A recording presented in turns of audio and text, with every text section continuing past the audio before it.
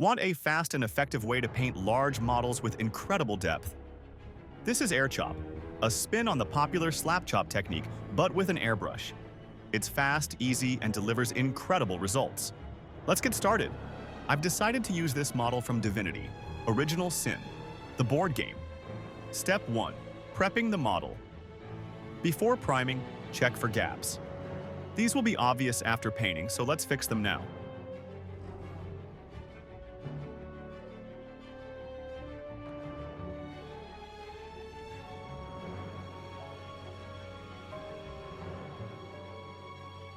I use Tamiya epoxy putty because it's cheaper and better than green stuff. Roll a thin putty snake, press it into the gaps, and smooth it out with a clay tool dipped in Vaseline. Quick and easy. I'm not the best sculptor, but you don't need to be. Just try to smooth it out the best you can. Make sure to let this cure. I recommend a full day before moving on to the next step.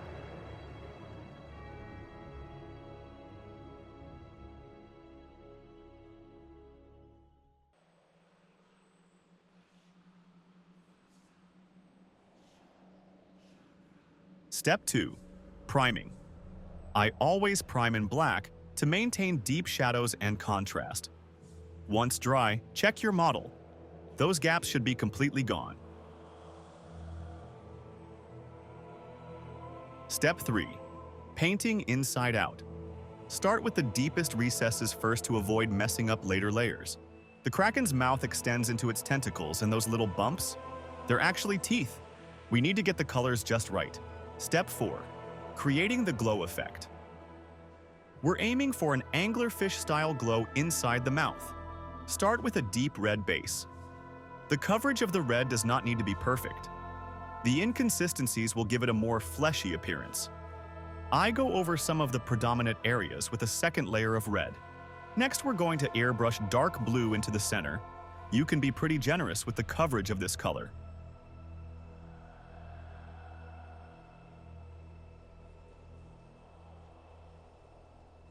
We're going to add a light burst of magic blue right in the middle.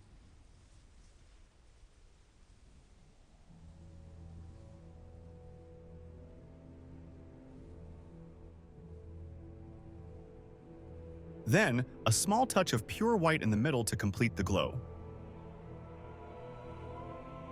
Quick, simple, and super effective.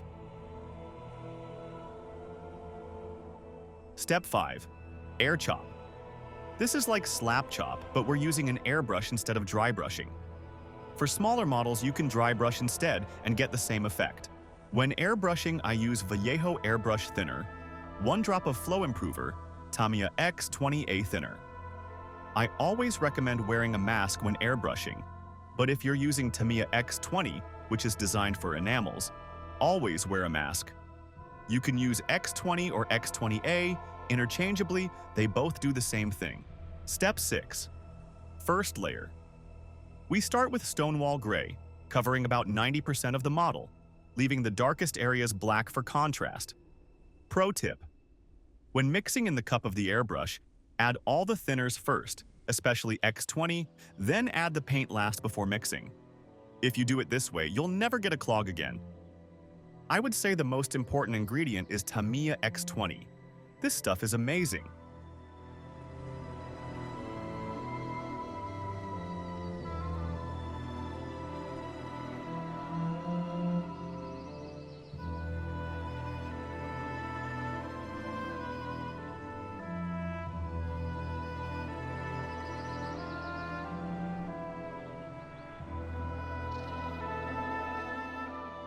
Step 7. Warm highlights. To avoid a cold, lifeless look, I add moon yellow and a bit of white instead of just using white alone.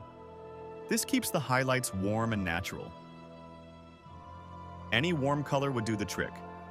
My other favorite go-to is off-white in the Vallejo Game Color series.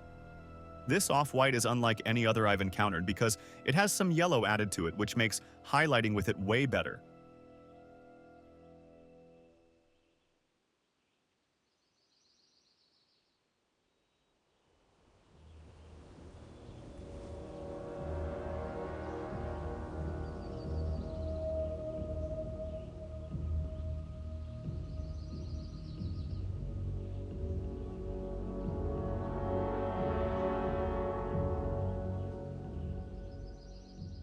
If you're into 3D printing, especially for miniatures, I highly recommend Anycubic resin printers. They're easily some of the best in the industry, and they're what I personally use for my prints. If you're thinking of picking one up, use the code PAINTWISE at checkout to get $25 off. Affiliate links are down in the description. Go check them out.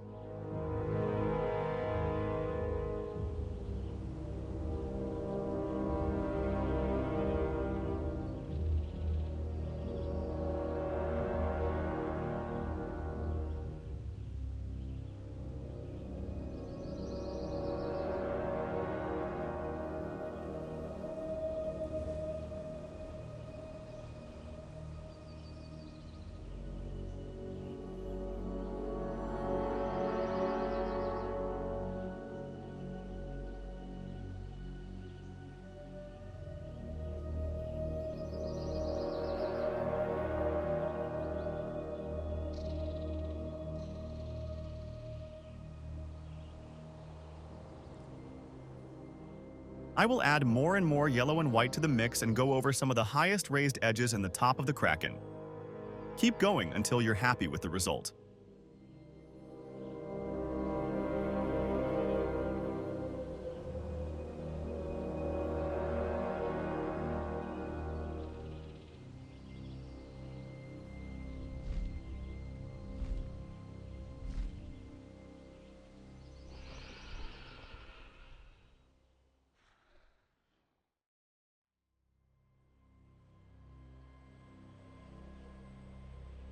Step 8.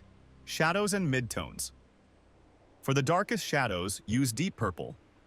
Hold the model upside down and spray from below for a natural effect.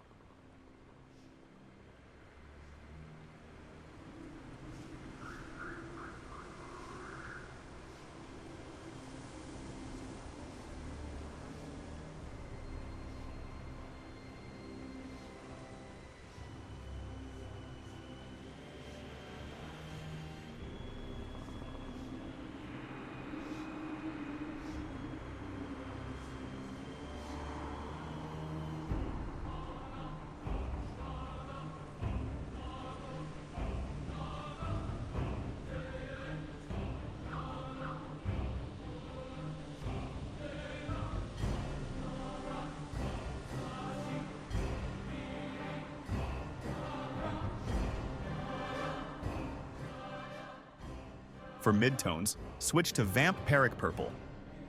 This keeps the transition interesting instead of just lightening the same purple shade.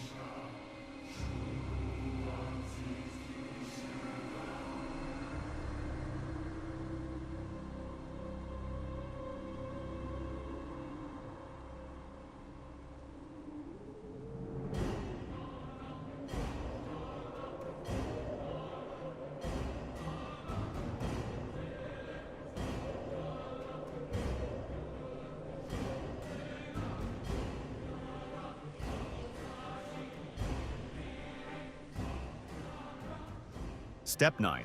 Final highlights. Instead of more purple, we finish with pink. This makes the model pop and adds contrast between dark and light areas.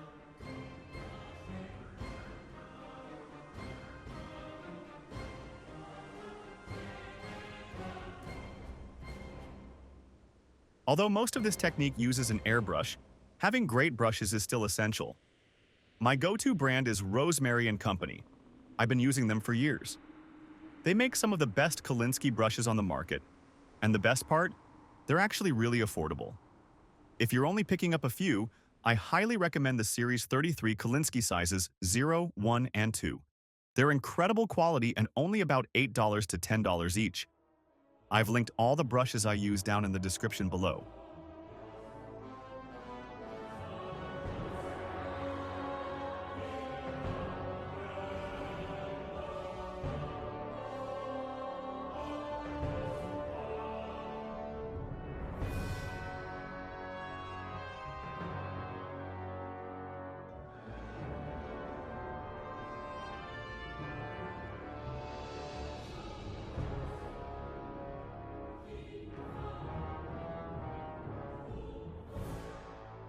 This final step ties the whole model together and we start to see the results of our labor.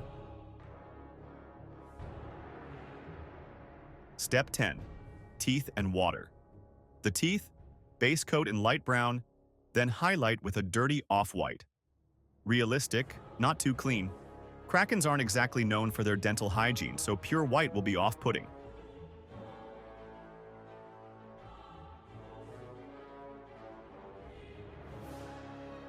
I also wanted to make this part look more like it was connected to the mouth, so I applied a few thin layers of Bloodshade from Citadel.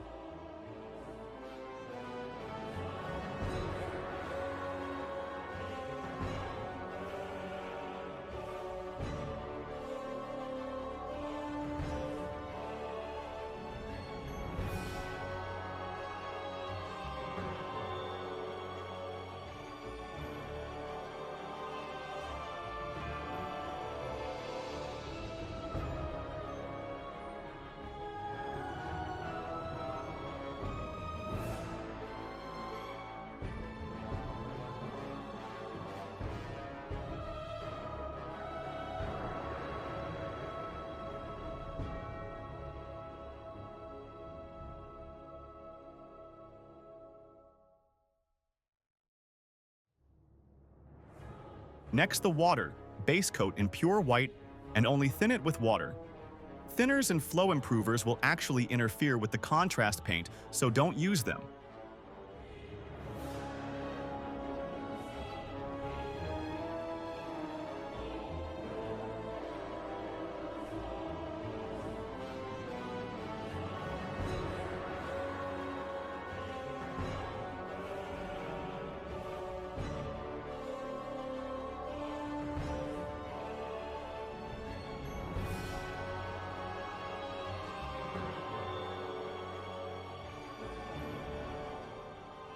Then blend dark blue for deep water and light blue for waves.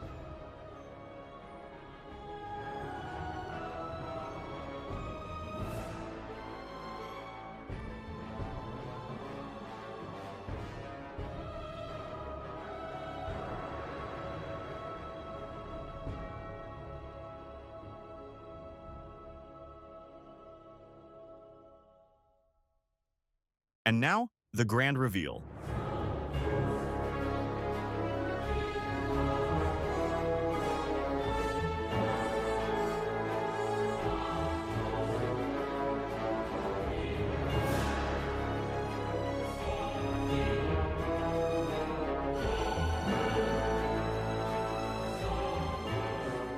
And that's it, a fully painted Kraken in one afternoon.